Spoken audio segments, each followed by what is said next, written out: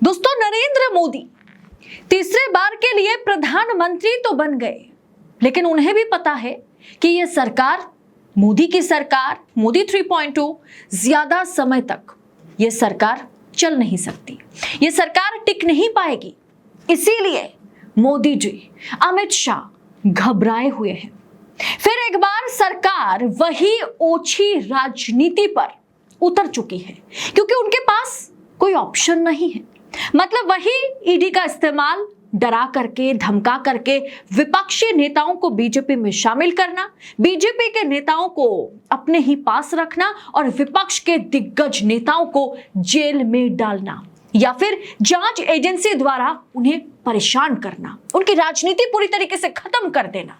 उसी ऊंची राजनीति पर, ऊंची हरकत पर बीजेपी उतर चुकी है, आला कमान उतर चुके हैं, क्योंकि अब बीजेपी के पास, मोदी और शाह के पास 272 का आंकड़ा है नहीं, इसीलिए कोई विकल्प भी नहीं है। There is no option. Rahul Gandhi और बाकी 233 सांसदों का मुंह बंद करने के लिए, जिसमें पहला प्रहार राहुल गांधी पर किया जाएगा। जैसे राहुल गांधी ने कहा कि ईडी अब मुझे शिकंजे में लेने वाली है। ऊपर वाला मतलब भगवान नहीं, लेकिन खुद को जो भगवान समझते हैं, वो प्रधानमंत्री का मेरे ऊपर जो है, या मेरे ऊपर डंडा चलाने के लिए ईडी के पास आदेश उन्होंने पहुंचा दिया है। सबसे पहला प्रहार जो है राहुल गांधी पर किया जाएगा, क्योंकि 233 विपक्षी सांसदों को राहुल गांधी लीड कर रहे हैं, इसीलिए सबसे पहले चुप उन्हें कराया जाएगा। लेकिन उसके बाद कौन? Who is the next target? दोस्तों, ये लिस्ट लंबी है, लेकिन फिर भी राहुल के बाद 3 दिग्गज पर ईडी शिकंजा कसेगी। कौन है वो दिग्गज जो अपने अपने राज्य में बीजेपी को खदेड़ दिया है, भगा दिया है? आगे पता चलेगा कि राहुल के अलावा ईडी की रडार पर अभी विपक्ष के कौन कौन से लीडर हैं, जिस पर बड़ा खुलासा अशोक वानखेड़े जी, वरिष्ठ पत्रकार, पॉलिटिकल एनालिस्ट अशोक वानखेड़े जी इस एपिसोड में करेंगे। तो शनिवार की ये जो वीकली एपिसोड है, उसमें आप सभी का स्वागत है। लेकिन सबसे पहले मैं रुख करूंगी वानखेड़े जी का। देश नीति केवल सच्ची और पक्की खबरें।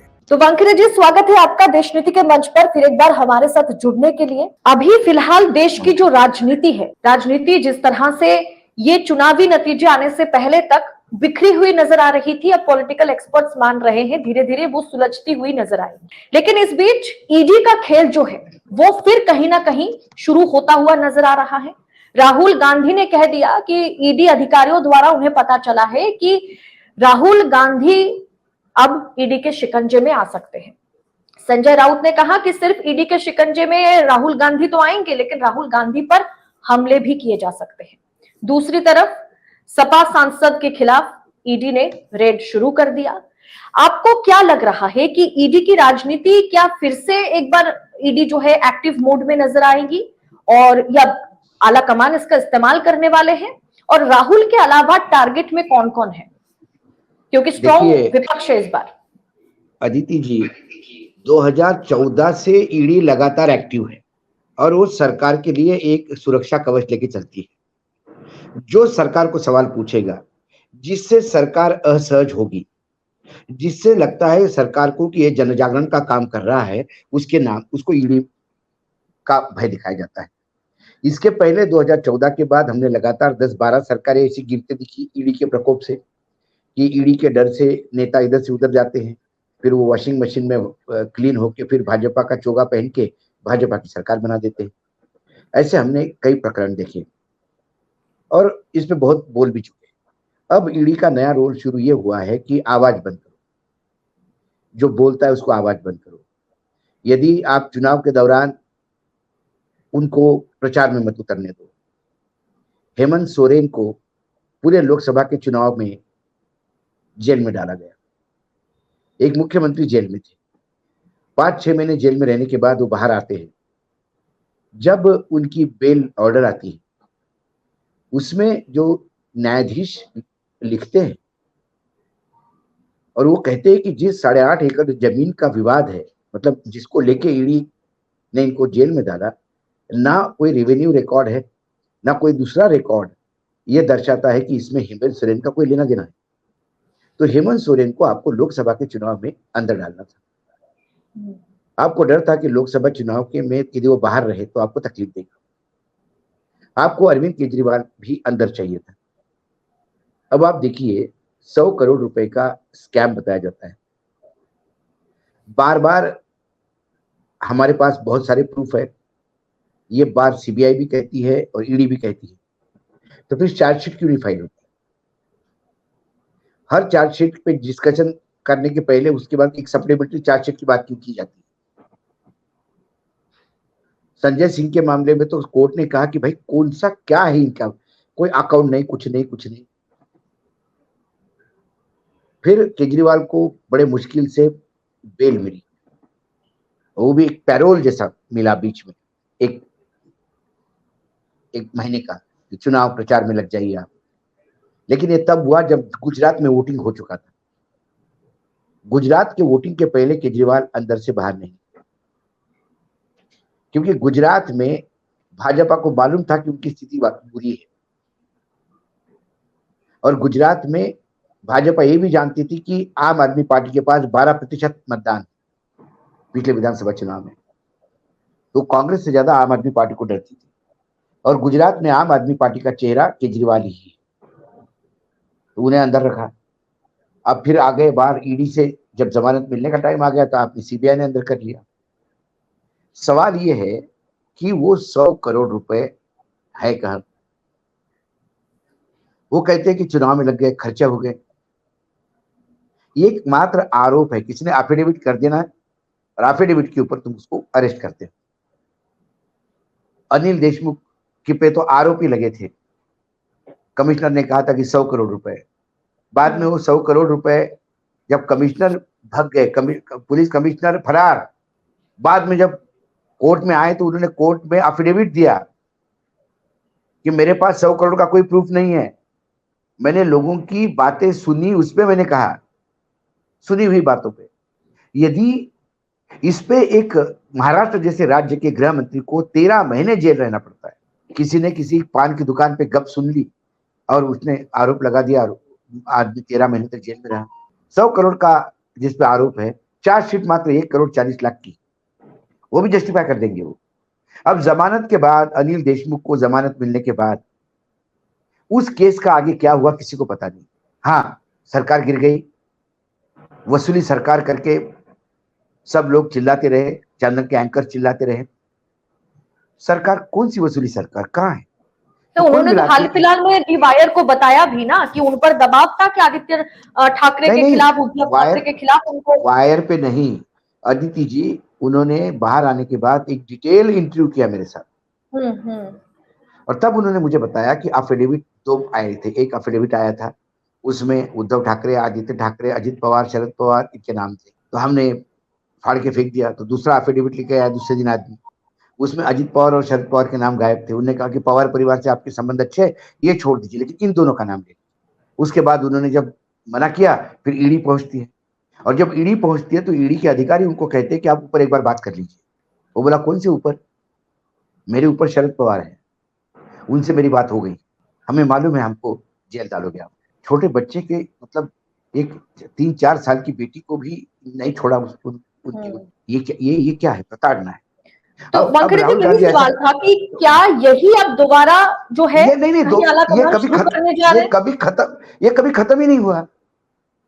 कब खत्म हुआ? ये लगातार चल रहा है। जो आवाज उठाता है, अब विपक्ष बड़ा ताकत से पार्लियामेंट में बोल रहा है, विपक्ष के भाषणों की चर्चा हो रही है, तो अब राहुल गांधी को चुप करना जरूरी। राहुल गांधी को पहले सदस्यता भंग कर दी, एक मोदी के नाम पे, कि भाई एक मोदी ने बोल दिया तो सारे मोदी, सब मोदी तकलीफ में आ गए, सब मोदी की अवहेलना हुई। और जिस कानून में जो मैक्सिमम सजा है वो राहुल गांधी को मिली 2 साल की, ताकि सदस्यता जाए, सर्वोच्च न्यायालय ने उसको दिया, वापस सदस्यता मिल गया। अब ईडी एक ऐसा फैक्टर है कि जहां आदमी 6 महीने जेल में रह सकता है, जिसका मुंह बंद हो सकता है। केजरीवाल बहुत बोल रहे थे, केजरीवाल अंदर। अब राहुल गांधी बोल रहे हैं तो राहुल गांधी को अंदर कर देंगे। और करने के लिए कुछ नहीं भी चाहिए, कोई भी कहीं का भ्रष्टाचार हो, कोई एक एफिडेविट दे देगा, यहाँ मैंने वो भ्रष्टाचार किया और राहुल जी के कहने किया। राहुल जी, राहुल जी को मिलवाने मुझे ये फला लेके गया था, अखिलेश हाथ पकड़ के ले गए थे, अखिलेश और अभिषेक बनर्जी गाड़ी चला रहे थे, अभिषेक बनर्जी अंदर। तो बोलने वाले कौन है? अभिषेक बनर्जी है, अंदर जाएंगे। उस ऑलरेडी ईडी का प्रकोप है, लेकिन किसी भी दिन उठा लेगी ईडी, ज्यादा बोलेगी तो राहुल गांधी को ईडी उठा लेगी, वह तेजस्वी को उठा लेगी, स्टैलिन को ऑलरेडी परेशान कर ही रखा है, ज्यादा बोलेंगे तो उसको उठा लेगी। तो कौन उठेगा इसकी लिस्ट बढ़ती जाएगी, जितने लोग बोलेंगे उतने उठेंगे। और ईडी एक ऐसी जगह है जहां आपको कम से कम 4-5 महीने तो आप उसको जेल में रख ही सकते, जमानत नहीं। बाकी जगह तो लोग छूटते हैं। कोर्ट केसेस कई चल रहे हैं राहुल गांधी पे, राहुल गांधी जाते हैं पेशी पे, सजा हो गई, हाई कोर्ट में जाते हैं, सुप्रीम कोर्ट में जाते हैं, फिर खत्म होते हैं केसेस। इसीलिए इन्हें कहा कि अब ईडी, क्योंकि राहुल अब अनटॉलरेबल हो गए हैं सत्ता पक्ष के लिए। राहुल जब सवाल पूछते हैं तो चीर देता है सत्ता पक्ष का सीना, क्योंकि सत्ता पक्ष सुनने का आदी नहीं, सुनाने का आदी। झूठ से प्यार है, सच्चाई से नफरत है। राहुल गांधी सच्चाई परोसते हैं, लोगों की वेदनाओं को शब्द देते हैं। वहां शब्दों की उपयोग लोगों की वेदनाओं को उजागर करने के लिए नहीं होना चाहिए, वहां शब्दों का उपयोग सिर्फ सत्ता पक्ष को महिमा मंडित करने के लिए, मोदी जी का जयकारा लगाने के लिए, तो वो शब्द है, नहीं तो फिर राष्ट्रद्रोह है। इसीलिए ये लंबी लिस्ट जाएगी। मतलब आप ये कहने की कोशिश कर रहे हैं, चाहे अपर हाउस हो चाहे लोअर हाउस हो, जहां पर भी बीजेपी सरकार के खिलाफ विपक्ष के तमाम नेता मुखर होकर बोलेंगे, उनकी नाम जो है खाते में आलाकमान लिखते जाएंगे। हाँ, और इसमें कोई रॉकेट साइंस नहीं है। कोई भी अभिषेक के लिए कोई भी एक स्कैंडल पकड़ेंगे, वहां पर कोई भ्रष्टाचार का मुद्दा एक हाथ पकड़ेंगे, एक को रेड करेगी, वो व्यापारी परेशान हो जाएगा रेड से, बोलेगा तेरे को छोड़ देते, एफिडेविट लिख, उन्हें एफिडेविट लिख। और ये ऐसे एफिडेविट हमने देखे हैं, ऐसे जवाब देखे हैं, जिन्हें साइन नहीं किया एफिडेविट जेल चले गए। महाराष्ट्र में उद्धव ठाकरे का परिवार फिर संजय राउत को तो जेल में डाल ही दिया था, और संजय राउत के मामले में भी इन्वेस्टिगेशन, वो जज ने कहा कि अरे ये भ्रष्टाचार तो हुआ है, लेकिन अरे जो भ्रष्टाचार जिसने किया वो बाहर घूम रहा है, ये किसको उठा के लाए? लेकिन 3-4 महीने तो अंदर रहे। इससे एक मैसेज जाता है। बाकी जो लोग डरपोक होते हैं, अशोक चौहान जैसे, वो तुरंत साइड बदल लेते, जेल नहीं जाना। अजित पवार जैसे लोग, जेल नहीं जाना। अजित पवार क्यों गए मोदी जी के साथ? वहां भी उप मुख्यमंत्री थे, वहां भी उप मुख्यमंत्री थे। नीतीश कुमार क्यों गए? वहां भी मुख्यमंत्री थे, यहाँ भी मुख्यमंत्री है। ईडी से बचने के लिए, अपने नजदीकी लोगों को ईडी से बचाने के लिए। अब थोड़ा सा बीच में चल बिचल हो गए नीतीश जी, तो वो हंस करके, उनका एक अधिकारी है, उनका उठा लिया ईडी ने। लेकिन उस केस में आगे क्या हुआ हंस का किसी को पता नहीं, क्योंकि नीतीश जी ने बोला अगर मैं आप ही के साथ तो किसी बात कर रहे हैं आप। मायावती जी ने एक बार प्रेस कॉन्फ्रेंस लेके कहा था कि किस पार्टी को किसकी कब जरूरत पड़ी कोई बता नहीं सकते, इसलिए सबने अच्छे संबंध रखने चाहिए। उनको लगा मायावती जी भी कहीं अखिलेश से हाथ नहीं मिला रहे। 17 साल पुराना सैंडस्टोन का इशू निकाल के एफआईआर दर्ज कर दी, और तुरंत उनके उस चहेते अधिकारी के, तत्कालीन चहेते अधिकारी को उठा लिया, बस दूसरे दिन छोड़ दिया, मामला रफा दफा। मेरा कहना है कि अनिल देशमुख ने यदि किया है कुछ काम, तो जमानत मिलने के बाद भी वो केस आगे क्यों नहीं बढ़ रहा है? जो कि तो क्यों ठप पड़ा है? अजित पवार का केस आगे क्यों बढ़ा है, मतलब नहीं बढ़ रहा है? वानखेड़े सर, इसमें मैं एक सवाल आपसे करूंगी कि सीबीआई चंद्रचूड़ ने पिछले 3-4 दिन पहले उन्होंने जो बयान दिया था कि आजकल जो जजेस हैं, लोअर कोर्ट के जो जजेस हैं, वो इन तमाम मुद्दों पर जमानत देने से हिचकिचाते हैं। कहीं ना कहीं राजनीति से वो प्रेरित होते हैं या वो अपना पीठ बचाने की कोशिश करते हैं, इसीलिए ये केस फिर हाई कोर्ट के पास, फिर वो सुप्रीम कोर्ट के पास पहुंचते हैं। और ये तमाम तरह के जो केसेस है, यहाँ पर विपक्ष के मुख्यमंत्री तक जेल में डाले गए, ऐसे भी केसेस हैं। तो कहीं ना कहीं तो सीधा हमारे यहाँ अदिति जी एक चीज समझने के परे है। हमारे यहाँ होता क्या है कि यदि किसी एम्प्लॉय ने गलती की तो उसको सजा मिलती है। यदि लोअर कोर्ट ने बेल नहीं दी और हाई कोर्ट ने बेल दी, इसका मतलब लोअर कोर्ट ने गलती की। उस न्यायाधीश का सीआर में ये नोट होना चाहिए कि साल में उन्होंने 50 ऐसी जजमेंट दिए जो 50 के 50 हाई कोर्ट में पलट दिए गए। यह आदमी जजमेंट देने लायक नहीं है। और हाई कोर्ट का रिजेक्टेड मामला यदि सुप्रीम कोर्ट टेकअप करता है तो उस हाई कोर्ट के जज के खिलाफ जरूर इस बात का नोटिंग होना चाहिए। इन्होंने इस पहलू को नहीं देखा। हाई कोर्ट बार बार किसी की जमानत, सपोज एक जज ने 10 जमानतें रिजेक्ट कर दी और 10 की 10 सुप्रीम कोर्ट ने दे दी, इसका मतलब हाई कोर्ट का वो जो जज है, जज साहब, वो लायक है ही नहीं वहां बैठने। सुप्रीम कोर्ट का काम बढ़ा रहा है वो। लेकिन सीजीआई का ये कहना कि ये जजेस या तो राजनीति से प्रेरित होते हैं या वो अपना पीठ बचाते हैं, और ये केसेस कहीं ना कहीं विपक्षी नेताओं को उठाने की या जेल में डालने की कोशिश में ये पूरा प्रक्रिया है, जिसमें जजेस जो है निष्पक्ष होकर फैसला नहीं सुना पाते। तो सबको तो सब कुछ समझ आ रहा है। नहीं, मैं इसमें ये कहता हूँ कि सत्ता पक्ष जब जाता है कोर्ट में तो उनके फेवर में धनाधन हो जाता है। सत्ता से डरते क्यों है जजेस? सवाल ये है, किस प्रेशर में काम करते हैं? राहुल गांधी के मामले में वो लोअर कोर्ट का जज, उसका तो प्रमोशन हो गया राहुल गांधी को सजा देने के बाद, गलत सजा देने के बाद। फिर सुप्रीम कोर्ट ने प्रमोशन रोका। ऐसे जजों का डिमोशन हो जाना चाहिए, क्योंकि सर्वोच्च न्यायालय को समझ में आता है कि ये केस की ये पहलू क्यों नहीं ध्यान दिए बार बार बोलने के बाद भी। तो कुछ ना कहीं तो न्यायपालिका को भी एक साफ सफाई करने की जरूरत है। जैसे बात न्यायपालिका की हो रही है तो कल के मुद्दे पर बात करते हैं थोड़ा सा, कि जैसे इलेक्टोरल वाले मामले पर एसआईटी गठित करने की जांच के लिए, एसआईटी की जांच के लिए जो मांगे रखी गई थी उसे सुप्रीम कोर्ट ने खारिज कर दिया, सीजीआई की पीठ ने खारिज कर दिया। वो जड़ कहां तक पहुंची है, वो स्कैम, सबसे बड़ा स्कैम शायद आजाद भारत में जो खुलेआम किया जा रहा था, उस पर कहीं ना कहीं तो पर्दा डालने की कोशिश की गई। नहीं बिल्कुल। तो भाई इलेक्टोरल बॉन्ड किसने ओपन किए? सीजीआई ने ओपन किए, चीफ जस्टिस ने ही कर दिए। अब चीफ जस्टिस ने क्या कर दिया, जनता के सामने बता दिया कि ये भ्रष्टाचार हुआ है। उनने बोला कि राजनीतिक व्यभिचार, मतलब मुझे लगता है कि राजनीतिक व्यभिचार है ये, ऐसा लोगों के गन पॉइंट पे पैसा लेना लोगों से। लेकिन ये खुले, मतलब ये हो गया कि जज, सुप्रीम कोर्ट ने ये कह दिया कि ये चोरी है, ये चोर है, ये डकैती है, ये डाकू है। आगे क्या? डकैती और डाकू प्रूव होने के बाद तो फिर सजा होनी चाहिए। सजा के लिए एसआईटी मांगी गई थी, लेकिन फिर उस चैप्टर को क्लोज कर दिया गया। क्लोज कर दिया, मतलब भ्रष्टाचार हुआ है लेकिन सजा नहीं मिली। हत्या इनने की, ये हत्यारा है, ये डेड बॉडी है, ये हत्यारा है, ये हत्या के सबूत है। हमने अभी इसको हत्यारा साबित कर दिया। आगे क्या?